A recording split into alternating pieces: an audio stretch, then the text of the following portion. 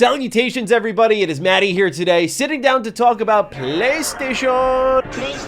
Okay, so what's going on here? There's delays, there's a really weird showcase, there's insiders who are right about a ton of things saying there was supposedly more. Something weird is going on at PlayStation. I just want to sit down and talk about it because it's very interesting to see them on this end of the news cycle where they're getting the Xbox stream and everyone's just like taking their shots right now and beating them up. And it's odd to see because this felt like the foot on the throat moment between PlayStation and Xbox, where Xbox was already on their heels and PlayStation was coming in ready to deliver that big knockout blow. But we know how the showcase went. And the big question leaving that was why so much CGI? Why so few release dates? Where was the rest of the first party beyond Bungie and some of the newly revealed studios that PlayStation bought in the last year or two? What's going on, right? And we have answers, if you will.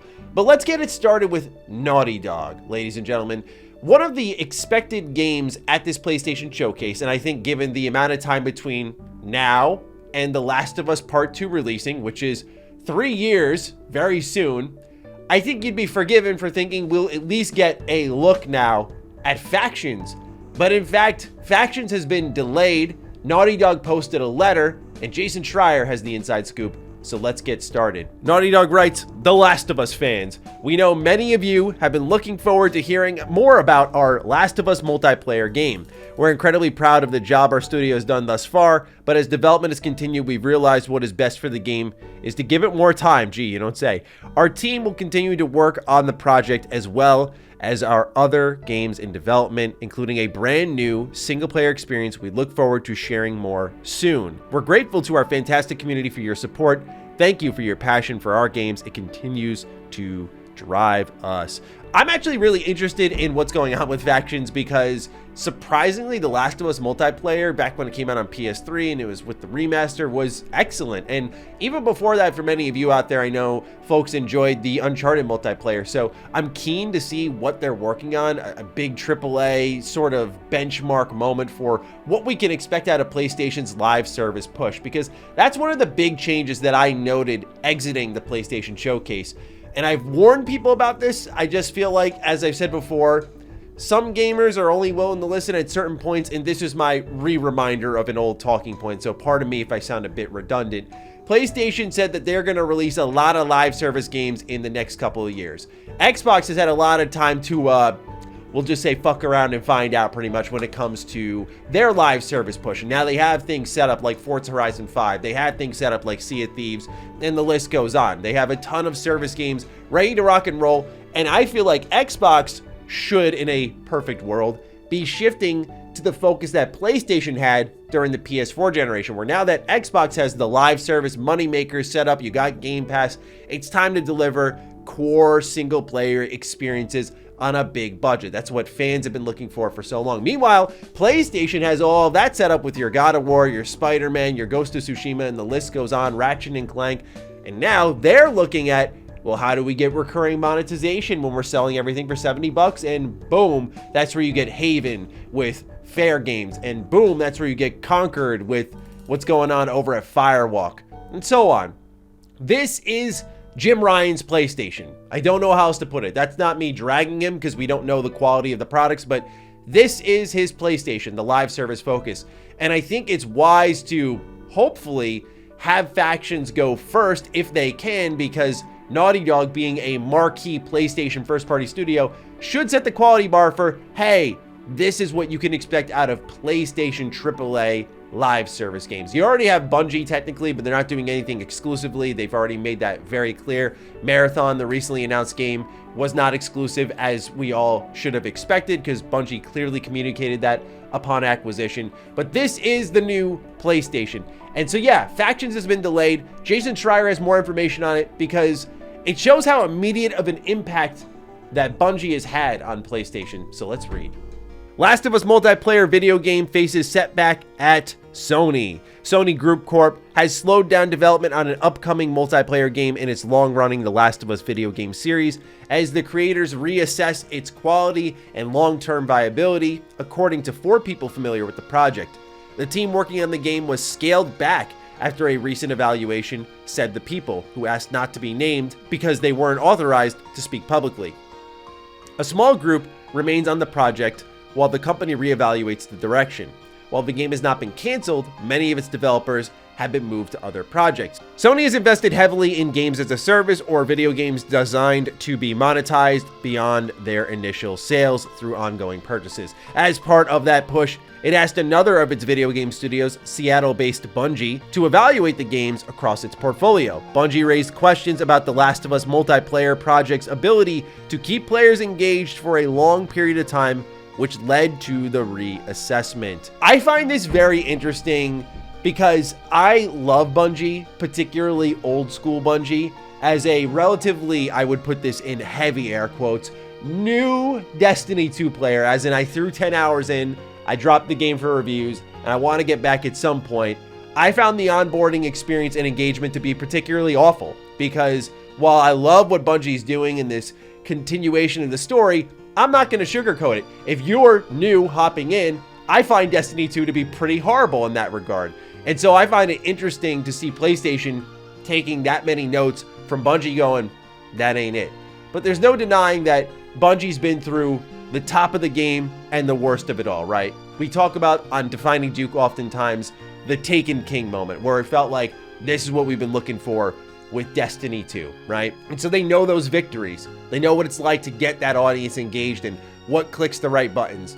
But also, when things go wrong, like we recently saw with the Lightfall expansion for Destiny 2, that they clicked the Cade 6 button, as we saw in a recent trailer, because fans were displeased, and it seems like with this new season that the story's moving on. I say all of that to communicate that I think Bungie has a good feel for it, but I'm interested to see just how much stock PlayStation's putting into their opinion. And this communicates what I think a lot of us were assuming, which is that they brought in Bungie for live service expertise because, again, this is the future of PlayStation, whether you like it or not. This is Jim Ryan's PlayStation.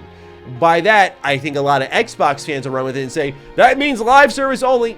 Cool your friggin' jets, man. Come on. Xbox is loaded up with live service games, and PlayStation is about to load up. The reason it's going to feel pretty OD on that front is because, well, we only get single player games from them.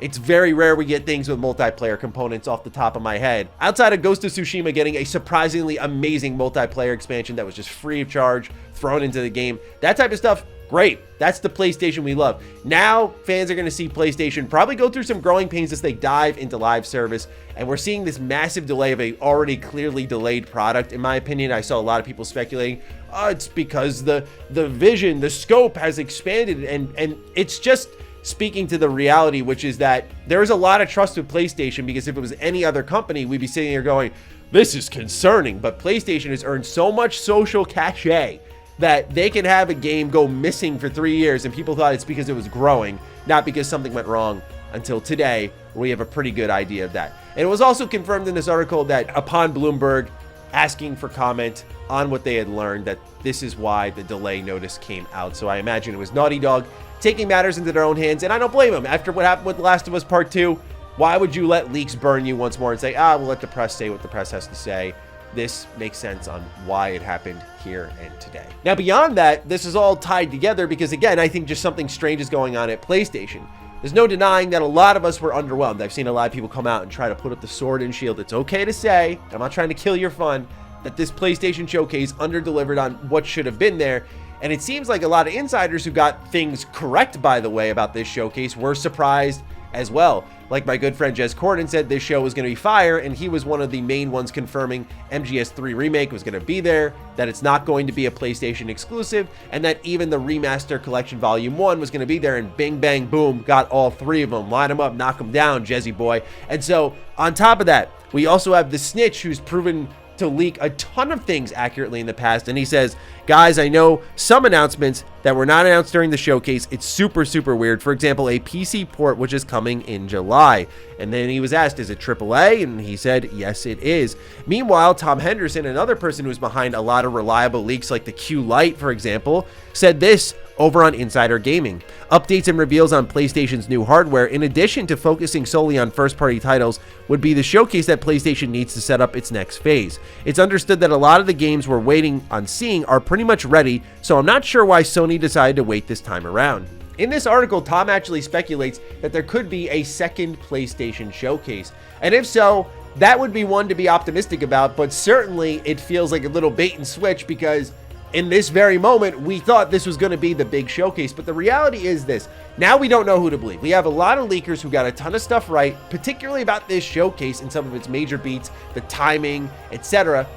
But at the same time, we got not a lot of the big things that people were expecting. And it seems like PlayStation's holding back announcements. Now, here's what I'm going to tell you, PlayStation fans, and Xbox fans learned this with Halo Infinite.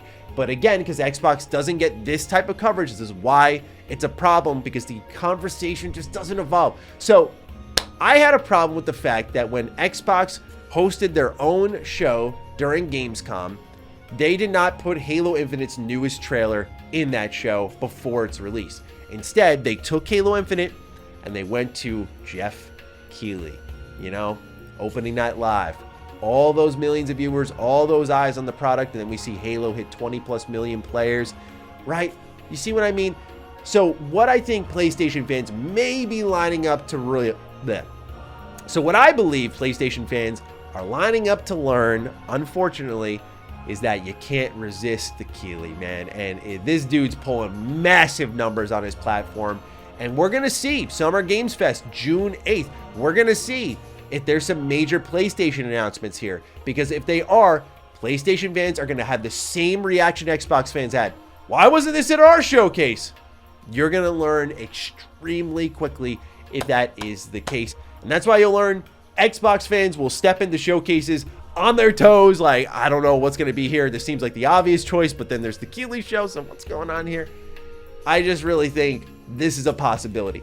But there is a degree of ongoing copium, if we're honest with ourselves, because I think a lot of people are just in denial that this was a really poor showing from PlayStation. I know they're capable of far more, and if their first party is ready, perhaps that will be the firing on all cylinders showcase that we were looking for. But this latest one certainly wasn't it. And then the cherry on top was Spider-Man not even getting a release date, just a window. So something seems off, like between the delays, the live service focus, which we had communicated to us, and so on and so forth. This is just a strange period for them right now, and a light is being shined on it. So I wanted to talk about it. Of course, get your thoughts. So please do fire away on what you're feeling with what's going on with PlayStation. Other than that, take excellent care of yourselves. Let me know what you're thinking down below. And with that, be sure to consider following me on Twitter, follow me on Instagram. Those links are in the description down below. And a big thank you to all the patrons, all the members who continue to support the hell out of the content here. Stay sexy, stay active. I love you all. Peace.